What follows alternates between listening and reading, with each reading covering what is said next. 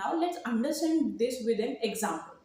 Now, there was a Street Offences Act which prohibits the prostitutes to call people who are walking on the street. Here, the prostitutes were calling the people not by standing on the street, rather they were calling people from the windows and doors of the bungalows which are on the street.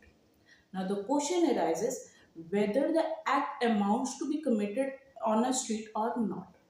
Now, to understand it, the legislature found that there was no law under common law which prohibits such act. So the defect was there was no law which prohibits the act of the prostitutes. And the remedy which was provided in the new law, that is the Street Offences Act, was to make that act punishable.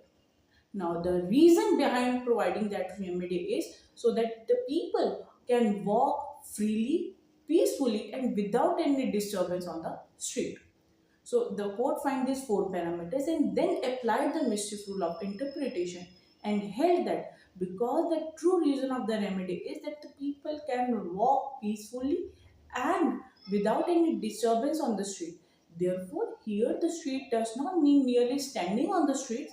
Rather, if any prostitute is calling the people from the doors and windows, even then it is a punishable act because it leads to disturbance for the people who are walking on the street. So by applying this rule, the court held that the act of the prostitute is punishable under Street Offences Act,